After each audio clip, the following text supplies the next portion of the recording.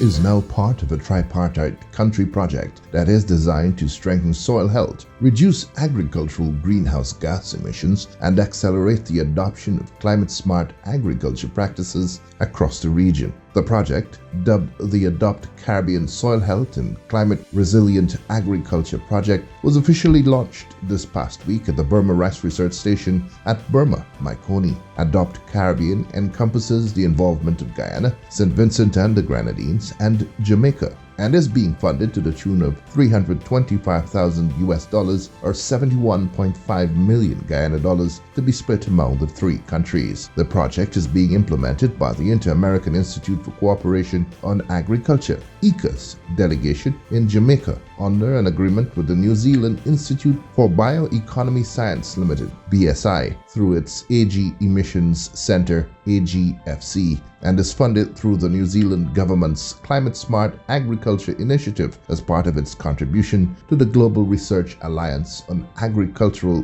Greenhouse Gases, GRA. Speaking at the launch, ICA's international specialist, Dr. Cheney St. Martin, explained that while the project encompasses three countries, Guyana has the advantage of having already advanced some of the measures being considered within the ambit of the project. We can see the countries there. These are not by accident at all, very strategic. You see Guyana, the scale aspect is there, Jamaica is also there, and you see St. Vincent and the Grenadines really pinpointing the OECS dynamic as well. So I'm glad that at least we have these different representations so we can have the learning taken across both skills and also context. That's very important. In addition, St. Vincent is very particular here because we're talking about volcanic soil in addition to the climate aspect, which is the reality. So the components that we are looking at, if you remember very clearly, would be the baseline. We really want to start very systematically. We want to baseline what is already there, so we have a point of this is where we start and this is how we are going to measure our transformation against. We are going to build the capacity of the persons there, technicians and also the stakeholders, and we're also hoping that that translates into the adoption rate increase. So this is the fundamental, baselining, capacity building, and also the adoption rate. We are very fortunate to have some of the partners, starting off with the country partners, the Ministry of Agriculture in the country. Thank you here as well. We also have the New Zealand, we have AgroSavia from Colombia, we have PISLM that has a regional mandate right here, our intergovernmental, local, regional organization that has been doing some work, particularly with the data and consolidating it so that we could share. So that's a fantastic start, and we're hoping that individually, apart from just the organizations, the individual farmers that we are setting up these intervention demonstration plots on, they will also provide that input that is necessary there. So it's not just institutional programming and intervention, it is also linked to individual access and impact as well. Later in the day, I spoke with the expert on what the Adopt Caribbean project will mean for Guyana and its farmers in the long run. The ADOPT project here, it really aims at strengthening the climate resilience through soil health, and we're working in three countries, Guyana, St. Vincent, and also Jamaica. We are looking at what are the interventions that we could implement and have the farmers adopt so that not only production and productivity could increase, but the shocks against climate stress.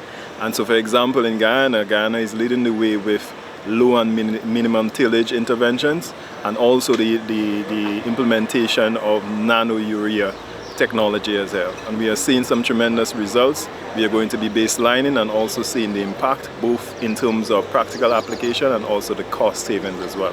In St. Vincent, we are looking at the volcanic soils with also some of the climate actions. We are looking at interventions like compost, organic matter, mulching. And also in Jamaica, we are looking at the forages. We are also looking at other practice in terms of the germplasm selection. We are hoping that collectively, coming together, these interventions will form the relevant knowledge products for implementing action and getting the yield enhancement and also the climate resilience. The first phase of the Adopt Caribbean project is just 6 months, but allows for the setting up of the infrastructure that will allow continuity.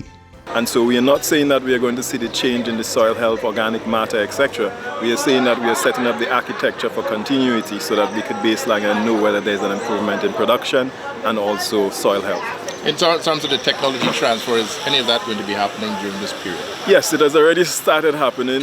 Classical cases right here in Guyana. Some of the work that they've been doing with the breeding of the rice and also the no-tillage, and also all of the other systems that they have there in terms of the urea. We have seen evidence that has already been used by farmers. In St. Vincent, we had some precursor work that was done in terms of how to manage the volcanic soil. We already seen farmers adopting some of these things and being more aware of how to actually measure the impact in terms of incorporating organic matter. So yes, we are going to get that. We are having the technology transfer and the impact that we are looking at. We want to multiply that. The government of New Zealand is playing a major supporting role in this project, represented at the recent launch by Her Excellency Linda Tipuni, New Zealand's ambassador to the Caribbean. The ambassador noted that New Zealand is delighted to be involved with the governments of the 3 participating countries in this project, as well as ICA and other partners, stressing that Adopt Caribbean project is a shared commitment that is grounded in evidence, innovation, and the knowledge that resilient agriculture systems are foundational to resilient societies. New Zealand is pleased to be able to work alongside the governments of the Caribbean and the farming communities who are committed to achieving enduring outcomes to this end through their knowledge, experience and determination.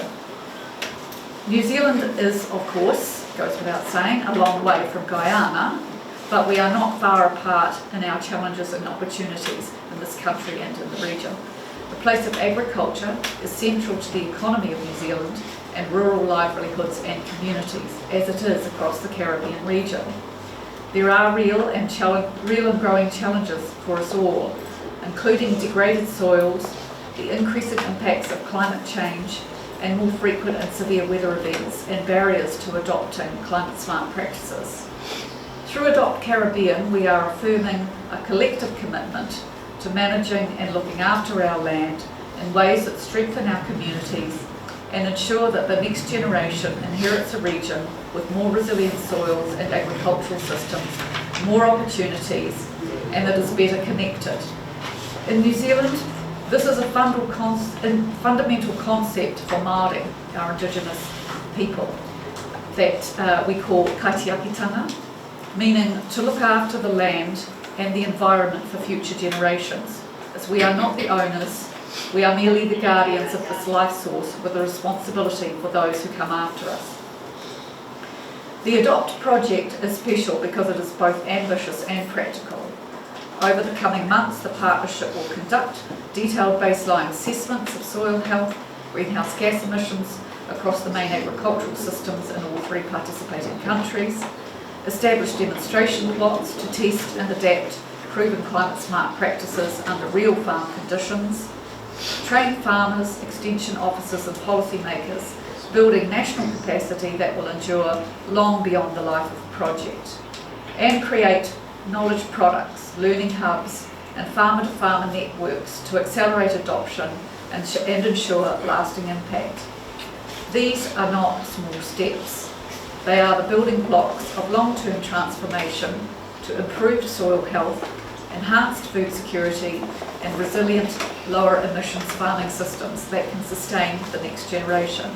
Delivering remarks on behalf of Agriculture Minister Zulfikar Mustafa, who was unavoidably absent, was Dr. Richard Blair, Technical Advisor to the Ministry of Agriculture on CARICOM's agri-food systems. He lauded the Adopt Caribbean project, noting that it speaks to an important aspect of Guyana's agricultural well-being, soil health, critical to successful agriculture growth and development, and by extension, its contribution to Guyana's economic well-being. As you know, agriculture remains the backbone of our economy. Even with oil and gas, and you know of the fantastic results that the economy has been getting from oil and gas, agriculture continues to play a very prominent role. As a matter of fact, agriculture contributes about 23% to the non-oil GDP. Now, if you know anything about emerging oil and gas economies, that is not an easy task. And it is testament to the kind of investment and policies that drive that kind of performance, right? For one thing, agriculture remains important. It provides for rural jobs. Yes, much of our population is concentrated in the coastline. But Ghana is a very diverse place. The hinterlands and rural areas where much agriculture takes place.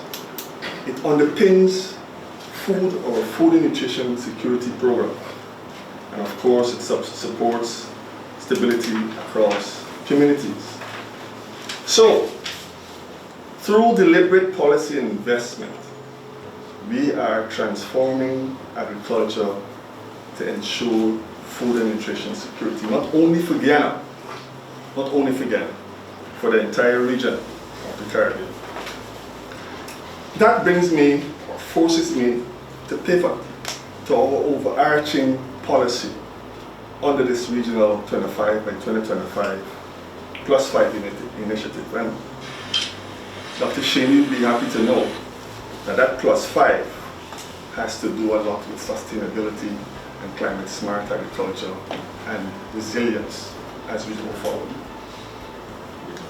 We are working to reduce, under this 25 by 2025 initiative, plus 5, we are working assiduously to reduce our food import bill, right? At the core, what we want is greater food self-sufficiency. That is not a bad thing.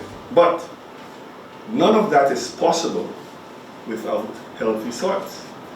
Now, I know when I started in ECA, by now you would have figured out that I had some background with ECA.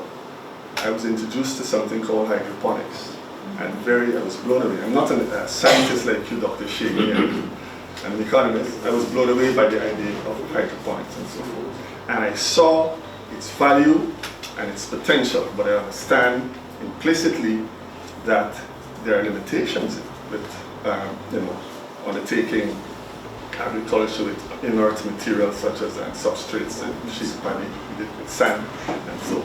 So we need soils, we need living soils, active soils. And so soils, for us, healthy soils, that is not a side issue. It is the foundation, we see it, for our food security, and it has implications for climate resilience and long-term sustainability.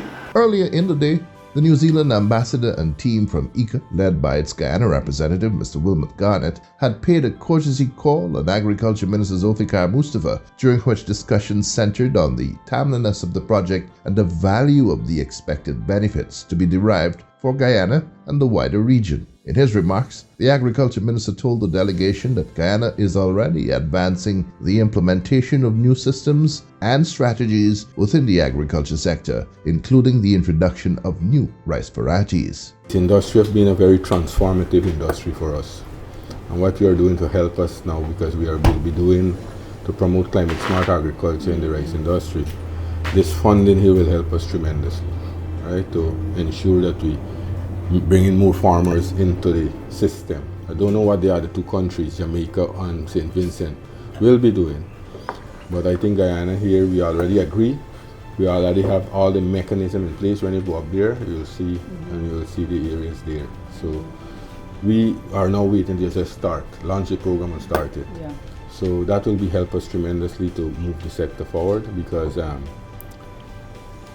this area, as you know, the last time I told you that we are now seeing real climate change taking place here. And the rice industry has been one of the areas that have been affected severely over the years. In 2021, we would have lost almost the entire industry to flooding. Oh my goodness. So this, what we are doing here, Climate Smart, will help us to be more resilient. Be more resilient and help us tremendously to move forward. And since then, we have been increasing production every single year, almost by 100,000 tons, roughly. Wow. So I want to thank New Zealand. I want to thank you, your initiative. I know that when we met first, that you said that you'll try as much as possible to get funding, and we are seeing the fruition here today that it's coming on stream. So I hope that the other two member states too, Jamaica and St. Vincent. I know Jamaica will be going. I know I've been speaking very regularly to Mr. Green, Right. But I don't know St. Vincent yet because the new minister over there, I haven't had a chance to meet with that person as yet because they have a change of government. Yeah. But we will set the pace, you know, and Yeah. it's through the ministerial task force we have our influence. I'm chairing that. Okay, So we can great. move that process forward. And I'm happy that you're, I think that will help us tremendously. Also present at the meeting were ICA's country representative for Guyana and Jamaica, Mr. Wilmot Garnett and Mr. Kent Copel, and ICA's international specialist, Dr. Shani St. Martin. The first phase of the Adopt Caribbean project will end in June.